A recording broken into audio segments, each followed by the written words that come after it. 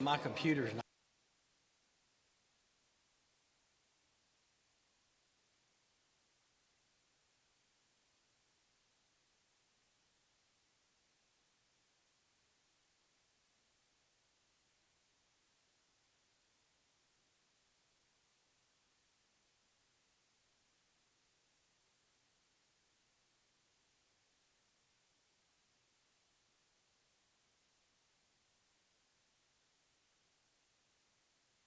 Ladies and gentlemen, welcome to the April 3rd, 2017 Informal County Commission meeting. We're calling the meeting to order. We don't have anyone to address the commission tonight. We do have a presentation from Ms. Rebecca Norman, our Extension Director. Rebecca, would you like to come forward? Well, good evening, and I've promised to take 5 minutes, so that's all I'm going to do. And I just want to, first of all, thank you for the opportunity to be here tonight, just to share with you real quickly some of the impact that your Ag Extension Office has had. We call the Montgomery County UT-TSU Extension Office, otherwise known as Ag Extension. And I brought a few things that are kind of goofy, but they help make the point about the type of work we do here in the county. And if you remember when I was here last year, I talked about how in Extension, we take research-based information, discovery information that happens in land-grant campuses. So this is the ivory tower, you might say, from our land grants, UT and TSU. And we are a liaison between the research-based information and the homes in Montgomery County.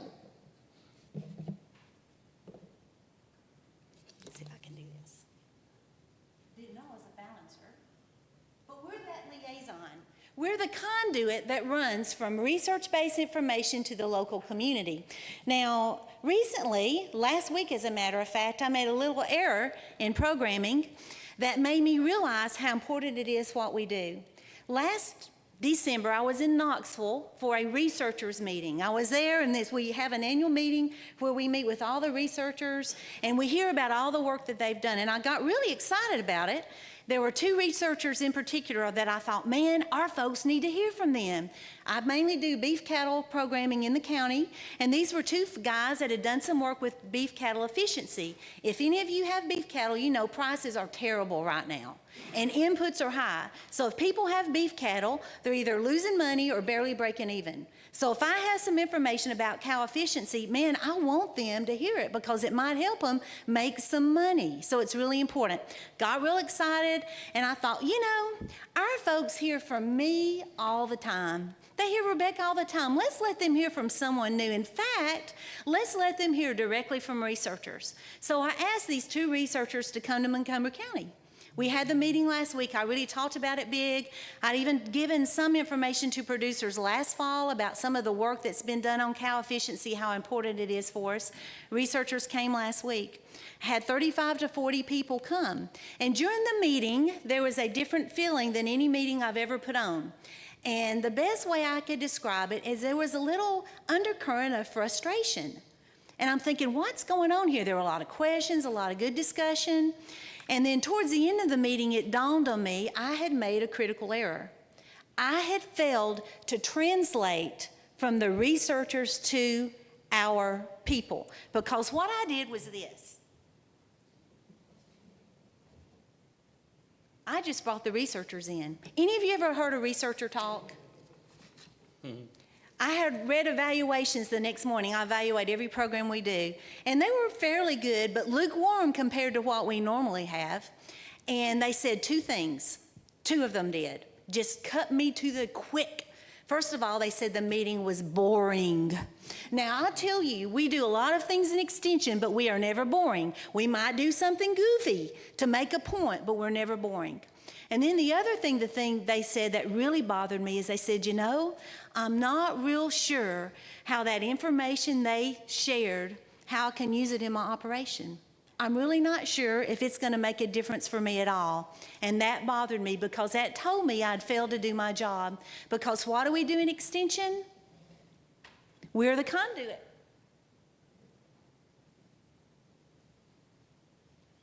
What I should have done, and what I will always do from now on, is, and what we normally do, is when we go to these research meetings, I ask a very important question, and it's so what?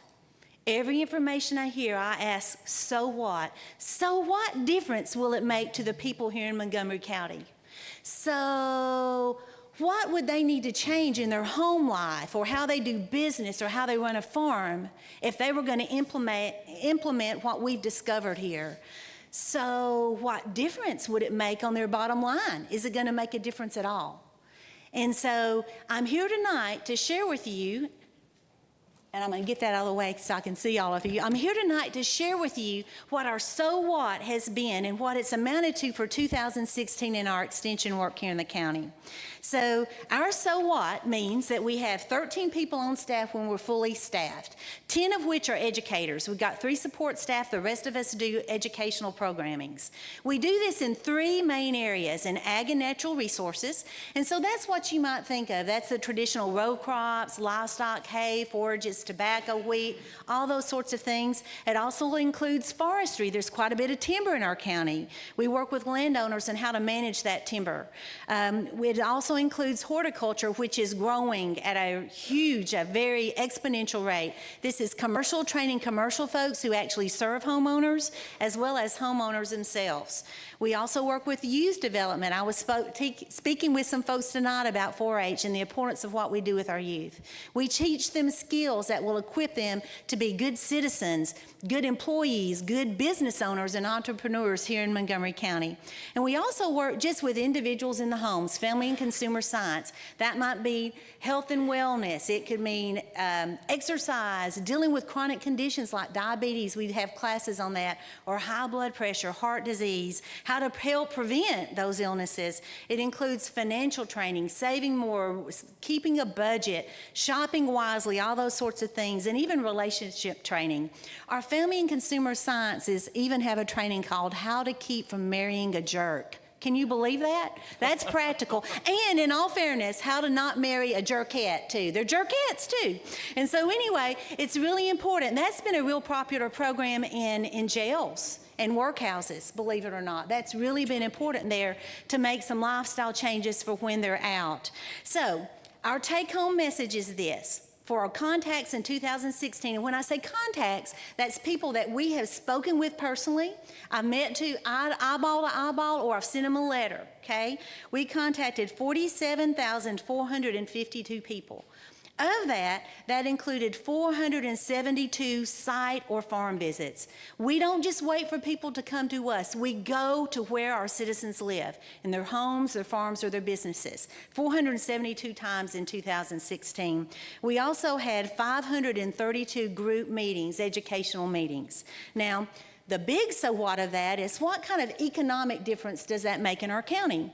Now, we can't calculate everything, but I can tell you that producers have estimated, as well as some calculators we have for if someone starts doing a particular thing in their life, the difference it makes in their life, in their budget, okay? Based on those 2 things, our economic impact was $493,000, and $297. So almost $500,000 of economic impact that has been delivered here in our county. Now, it doesn't stop there. We don't just train people to make a difference in their own life. We also train people to train others. So we teach them skills, and then they go out and teach those skills in their community. And these volunteers that we have in our program areas have donated 9,842 hours to Montgomery County projects and programs and people in neighborhoods in 2016. So, thank you for your support. Thank you for your support that enables us to support the citizens here to give them a better life. Thank you. Thank you, Rebecca. Rebecca does an awesome job at our Ag Extension office. It's, knock on wood, it's an office we don't get a whole lot of complaints about. We just get compliments about. So, Rebecca, thank you for what you do.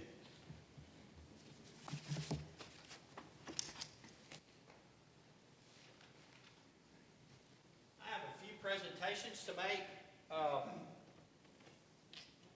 2 years ago, we started a program that was called Students on Committees, and really it wanted to probably one of the best name that we could have attached to a program, but it was a program that we intended to get some of our students in our local school systems, in our private schools, involved in government if they had an interest in being involved in government. And we've been pretty successful in the number of students that we've had. We're actually going to change the name of the program to the Mayor's Emerging Leaders Program. I think that has a little bit more giddy up to it. Probably look better on a resume if you're trying to go to a college instead of some student-owned committee's certificate. So I'm gonna read this first certificate, and I'm just gonna call the individuals by name. If you'd come down, I'd like to present the certificate to you and ask that you just stay down here till everybody gets here so we can get a group picture made of everybody.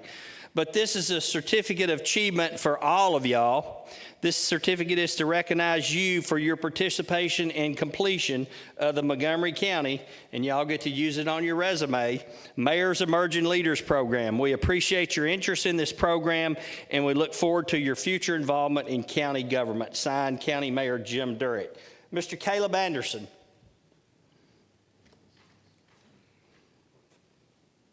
Caleb, which committees were you on? Budget Committee? All right.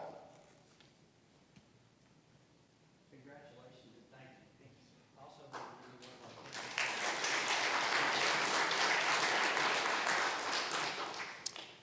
Gavin Burlack, did I say it right? So he's not here, so I don't know if I said it right or not. Jason Hurlick. Jason, you were also on the Budget Committee, is that right? Yes, sir.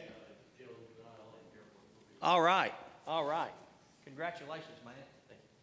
I want to give you more of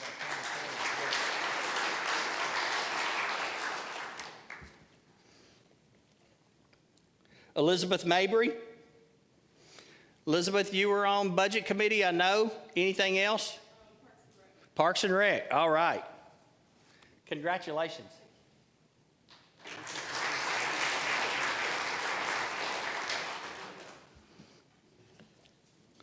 Jessica McCall. Jessica, you were Budget Committee as well? Anything else? Parks and Rec. All right. Congratulations.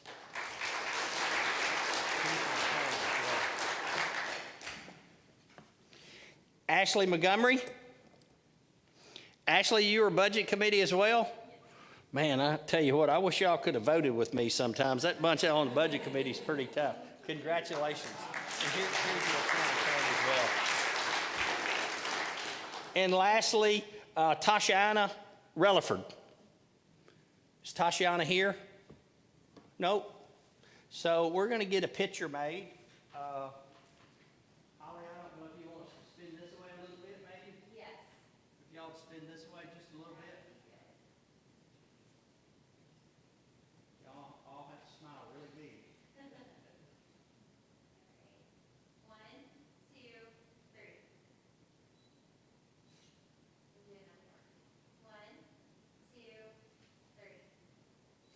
3. One more. 1, 2, 3. Thank y'all. Congratulations.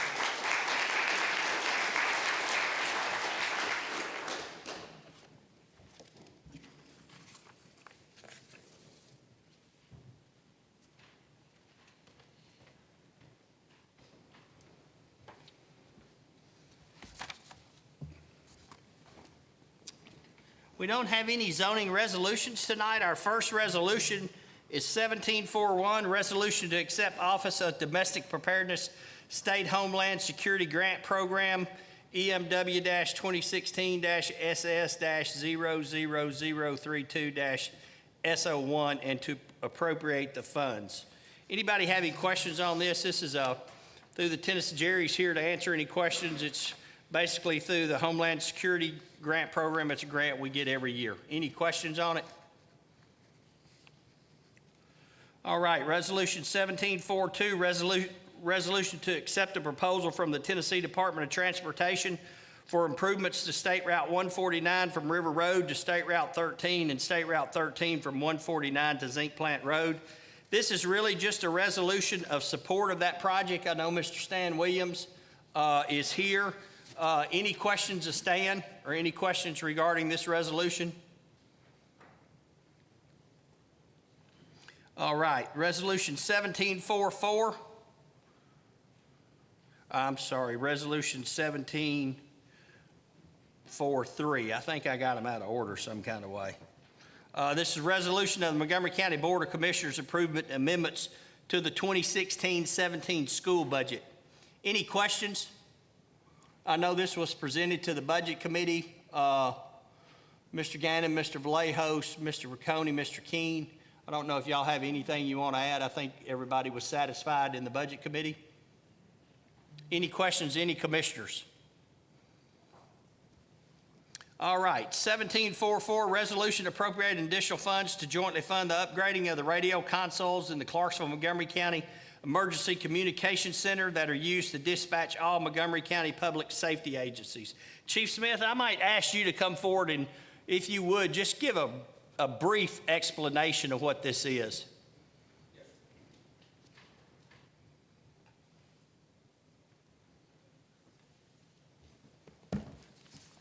I'm really kind of speaking to you as a 911 board member, not necessarily Chief Deputy of the Sheriff's Office. So essentially there's technology that's in the 911 center that allows the radios that are used to communicate with county emergency assets, fire service, sheriff's office, EMS, and also the same radio infrastructure allows the 911 center to be the 24-hour answering point for all of the mutual aid talk groups so that they can talk from 911 center to 911 center. They can satisfy the requirement that to have all the mutual aid frequencies and talk groups in place that any 24-hour answering point in any county in the state's required to have.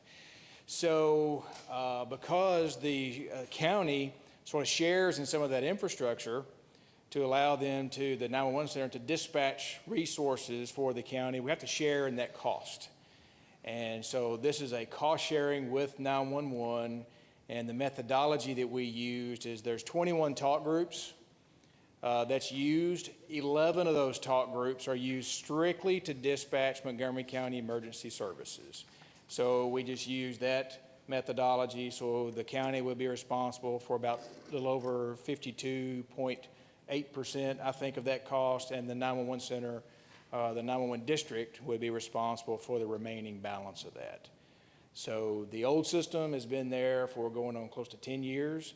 It's driven by a Windows XP system, which is no longer supported by Microsoft. It's vulnerable to viruses, and to work around that issue, our IT folks have got it working on an internal network that doesn't touch the internet. Would that be a correct assessment, Kurt? So it's time to upgrade it. It needs to be replaced. We tried to do it for the last couple of years, but 911 wasn't in a position to move forward with that now. Now they are, and we're just satisfying our responsibility as to be a part of that. Any questions of Chief Smith? Commissioner Harper? Additionally, as a 911 board member, I am fully supportive of this expenditure. I think it'll be a good thing for us. So thanks, Chief Smith. Commissioner Nichols? Thank you, Mayor. Chief Smith, will this assist in tracking our services throughout the county, whether it's EMS or fire or the Sheriff's Department? Would that help track where the officer or the EMT is located? No, sir, there's no GPS coordinate to this. This is just strictly voice communication from the dispatchers to the units in the field. Okay, thank you. You're welcome. Any other questions? Chief, thank you. All right, Resolution 1745. This is a resolution requesting the Clarksville-Montgomery County Regional Planning Commission to establish an outdoor trap skeet shooting range as a use with conditions in the agricultural commercial district of Montgomery County zoning resolution. I need a motion to suspend the rules on this. Commissioner White, thank you. Second, Commissioner Gannon. Any commissioners having problems with suspending the rules on this? Commissioner White, do you want to speak to it? Yes, I would. Okay. Mr. Chairman. There was some interest, this is actually in District 6, which is Mr. Hodges' district. But there was a little bit of interest expressed in trying to get such a facility, set up, and it would have to be in a very, rural, remote part of the county. This is just step one, really. There isn't anything in the works necessarily. We're just asking that this be looked at under agricultural, zoning, and so that is what it is. We're just trying to see if this is a viable use under that. Just a request to the Planning Commission that the Planning Commission would do some research and bring something back to this body for approval. Commissioner Albert? Thank you, Mayor. Will this be different from the facility that's out in Southside? How are they zoned? They are a state agency, so they don't have to apply our zoning regulations don't apply to them. And there's not any other zone in Montgomery County that would allow such a facility as this. Commissioner Harper. That answers my question, Mayor. Thank you. Commissioner Sokol. Thank you, Mayor. This resolution, would it affect just only skeet shooting or any ranges? It's specifically related to skeet shooting or shotgun type ranges, not rifle ranges. All right, thank you.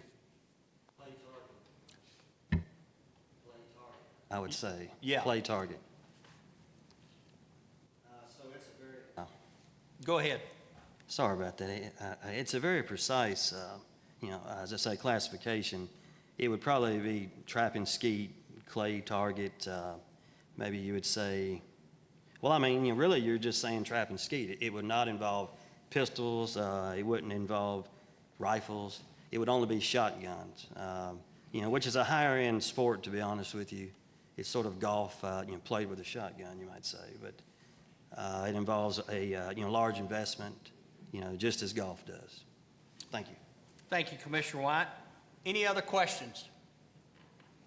Resolution 1746, a resolution to transfer funds to complete the historic courthouse and courts complex renovation. This also will require us to suspend the rules to hear it. Is there a motion? The motion, Commissioner Gannon, second, Commissioner Sokol. Nick Powell is here, Doug Jones is here, and our architects are here for this project. I might just, if I could summarize real quick.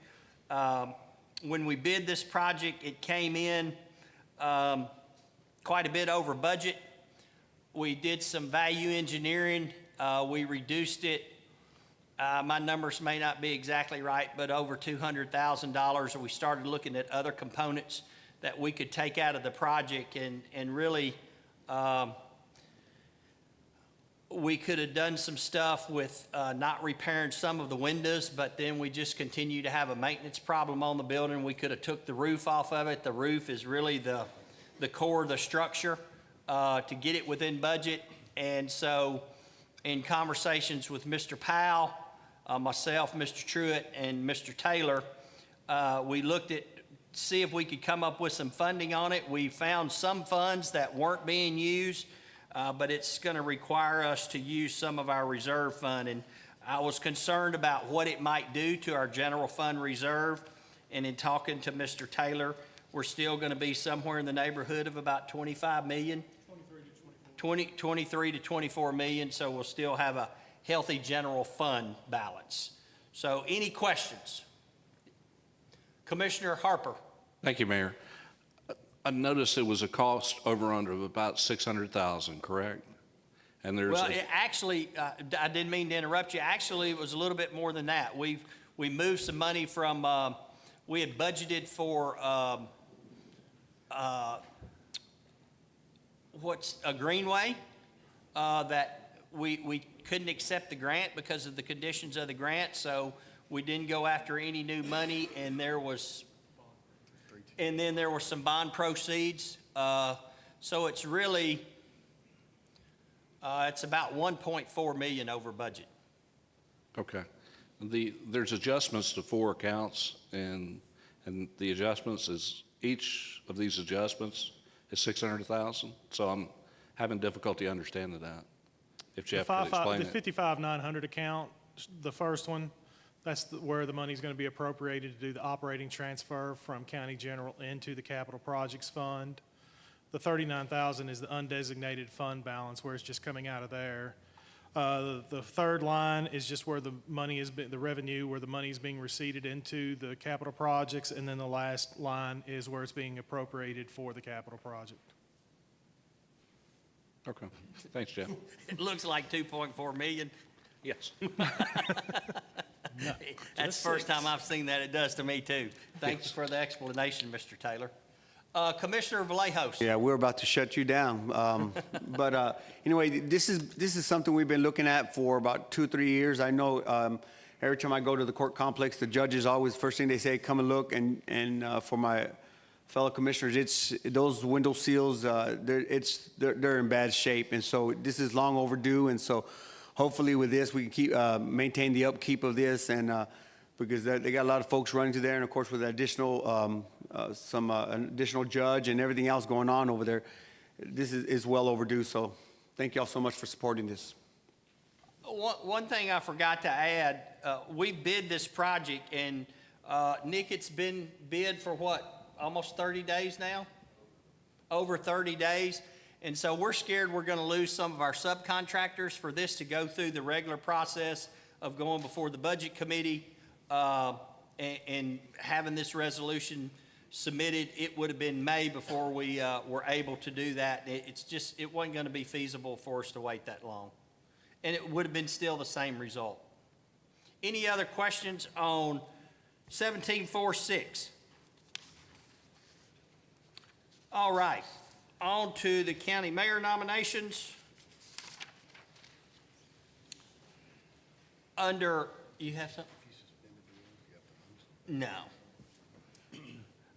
Under county mayor nominations, Fire Protection Committee, Commissioner David Harper, nominated to fill the unexpired term of Commissioner Brandon Butts, term to expire July 2017. Judicial Commissioner Carolyn K. Honholt, nominated to serve another 1-year term as a part-time judicial commissioner, term to expire 2018.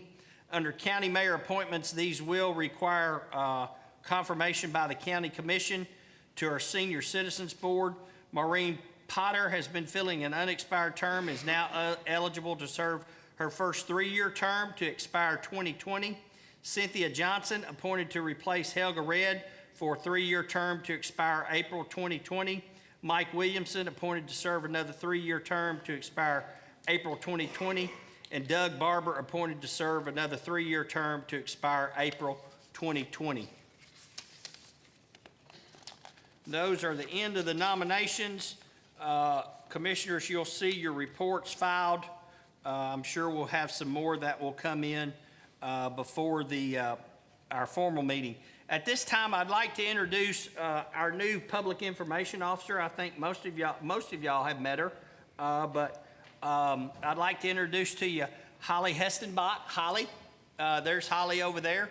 She came on board last Monday, and she's been drinking water out of a fire hose ever since. So say a prayer for her. Holly, glad to have you on board. Any old business? Any announcements? Commissioner Albert, I saw you first. Thank you, Mayor. Just a reminder that construction starts today at Rotary Park, so it will be done in phases. I know there was an article in yesterday's paper announcing about it, so if you get phone calls from people that it is starting in phases, we hope to be through by late summer. Thank you, Commissioner Albert. Commissioner Gannon? Just a question, when was the public hearing going to be with us in the school system on the wheel tax and the schools? No? April 20th at 6 p.m. at Civic Hall. Okay. Any other questions, comments, concerns? We have no announcements. We'll stand adjourned. Thank y'all.